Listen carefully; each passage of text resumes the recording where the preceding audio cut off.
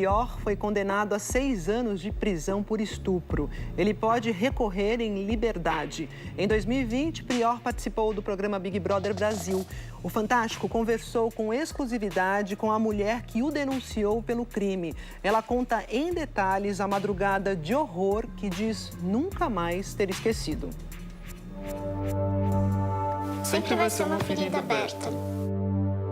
Infelizmente, ela faz parte da minha história.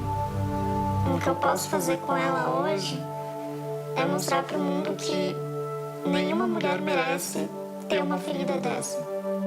Ela só decidiu tocar novamente na ferida por este motivo. Que eu posso ajudar as outras mulheres a terem coragem de se posicionar, porque isso precisa parar. Hoje ela tem 31 anos. É uma arquiteta formada. Na época tinha 22 e cursava arquitetura nesta universidade particular em São Paulo.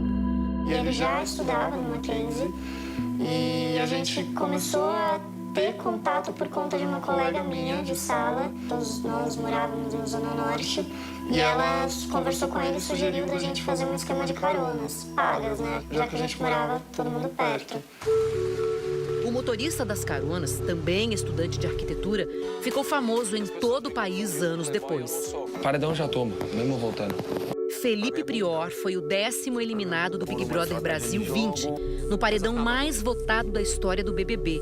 1,5 bilhão de votos. Quando o arquiteto apareceu na televisão, ela voltou imediatamente para a madrugada do dia 8 de agosto de 2014. A noite começou numa festa na Faculdade de Arquitetura e Urbanismo da USP. Tava com a minha amiga, a gente bebeu, tinha terminado o namoro faz uns 2, 3 meses, ela também tinha terminado o namoro recentemente. Na hora de ir embora, eu cruzei com o Prior. Ele, eu também tô indo, você quer uma carona? Aí eu falei, tá bom, né? Essa minha amiga que tava comigo, ela também morava na Zona Norte. Ele deixou primeiro a minha amiga na casa dela. E quando a gente tava indo sentido a minha casa, ele parou o carro no meio da rua e desafivelou o meu cinto, começou a me beijar. E aí ele foi pro banco de trás e me puxou. Começou a tirar minha roupa. E à medida que as coisas iam acontecendo, ele se tornava cada vez mais agressivo comigo. Eu falei, Felipe, eu não quero. Eu comecei a tentar resistir fisicamente e ele começou a puxar meu cabelo, começava a me segurar pelos braços, me segurar pela cintura, proferiu umas frases muito... Ele começou a falar para eu parar de me fazer difícil, que é claro que eu queria, que agora não era hora de falar que não. E começou a forçar a penetração. Quantas vezes eu preciso falar não para a pessoa entender que ela tá me machucando, que ela tá me violentando? E ele é muito mais forte que eu. Então não tinha como sair dessa situação. Foi bem doloroso. Eu gritei. Começou a sair muito sangue. E esse sangue foi porque ele ficou fazendo com força ali. Ele viu o teu sangue. Foi o susto que ele teve que levar para parar a situação. Porque fez uma poça de sangue no carro dele, nele. E aí ele perguntou se eu queria ir pro hospital. Aí eu falei que não, que eu só queria ir pra minha casa.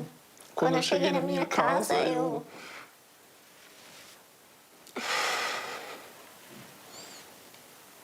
fui direto pro banheiro. E aí eu fiquei no chuveiro tentando estancar o sangue sozinha, mas minha pressão já estava muito baixa. Fui acordar minha mãe e pedi para ela me ajudar.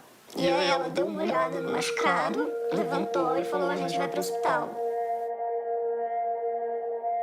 Aqui, ela foi atendida por uma médica que atestou o ferimento. Uma laceração de grau 1, compatível com fricção de pênis ou introdução de outro instrumento na vagina. Tudo isso estava no prontuário a que o Fantástico teve acesso. A médica me perguntou diversas vezes, perguntou para minha mãe o que é que de fato tinha acontecido, que lá era um lugar seguro, que eu podia confiar nela, que era necessário falar a verdade, mas eu não quis falar. O Felipe, no dia seguinte, me mandou uma mensagem perguntando como eu estava. falei que eu estava machucada, que tinha feito uma ferida e pedi para ele não contar para ninguém. E eu estava com medo dele falar para as outras pessoas e eu ficar marcada por essa situação. Eu não queria que as pessoas me vissem e me enxergassem e pensassem nisso, sabe? Você era a vítima, no caso, né? Você não se via assim? Não. Eu não me via assim. Eu fui escondendo isso de mim mesma, eu fui evitando lidar com essa situação. O que você achava que com isso você iria conseguir esquecer? Eu achava que eu ia conseguir apagar isso da minha vida e seguir em frente como se nada tivesse acontecido. Mas isso não aconteceu. Eu tive crise de pânico, crise de ansiedade, agravaram muito mais a minha situação psicológica. Ela só conseguiu começar a entender o que estava passando quando viu que não estava sozinha. O ano era 2017. O começo do movimento Me Too, Eu Também, que incentivou mulheres vítimas de violência sexual a denunciarem os agressores. Consegui conversar com as minhas amigas sobre isso. Foi aí que você percebeu que você tinha sido abusada? Foi quando realmente caiu a ficha de que não era minha culpa e que ele tinha me estuprado. 3 anos depois, o Prior entra no Big Brother Brasil. Tive uma crise de ansiedade esse dia. Eu vi o rosto dele pela primeira vez em muitos anos. Eu só decidi denunciar tudo o que aconteceu depois que eu comecei a receber das minhas amigas prints de tweets de outras mulheres falando que tinham sido abusadas e violentadas por ele. Foi quando ela conheceu as 2 advogadas que levaram o caso para a polícia. A história foi revelada pela revista Marie Claire em abril de 2020, depois da saída de Prior do BBB. Eu mesma, enquanto advogada, também fui vítima de tentativa de estupro, fui vítima de violência doméstica e também demorei muito para cair em mim e conseguir me empoderar dos meus direitos e, hoje em dia, trabalhar defendendo mulheres vítimas de violência. A sentença saiu no último sábado, dia 8 de julho. A justiça entendeu que houve, sim, crime de estupro. A juíza afirmou que o relato da vítima e os depoimentos das testemunhas são coerentes e que formam um conjunto robusto de provas. Prior foi condenado a 6 anos, inicialmente em regime semiaberto, e pode recorrer em liberdade. Existem outras 3 denúncias de estupro contra ele. Em um deles, Prior já é réu. Nos outros 2 casos, ainda é investigado. E o que essas meninas relataram para vocês? Ele aborda meninas alcoolizadas. Em geral, elas têm 20 e poucos anos, franzinas. Insiste para investidos sexuais, é recusado e aí a dinâmica assume contornos fisicamente violentos. Ele estava ciente de que as vítimas não queriam. É incompreensível, né? O homem ouve o não, percebe a vítima ali chorando, gritando para parar, se esquivando e continua utilizando de sua força física para cometer esse ato tão brutal. Se vierem essas condenações, com a pena mínima, ele pegará no mínimo 24 anos de condenação. Em nota, os advogados de Prior reiteram a inocência dele e dizem que vão recorrer da sentença. Afirmam que seguem plenamente confiantes no Poder Judiciário brasileiro e, assim, na reforma de sua injusta condenação.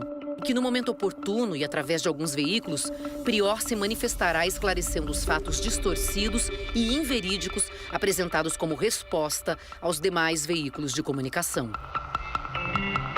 Esta semana, o arquiteto usou uma rede social onde tem 6 milhões de seguidores para dizer que é inocente e limitou os comentários da postagem. Todos são positivos para ele. Muita gente acabou também usando rede social para demonstrar apoio a ele. Eu não procuro nada dele até hoje, assim. Eu não quero saber o que está acontecendo na vida dele. Eu quero que as pessoas saibam o que ele fez, para mulheres se preservarem de homens que são criminosos como ele. Eu espero que essa minha história seja mais uma história de incentivo à mudança e à transformação.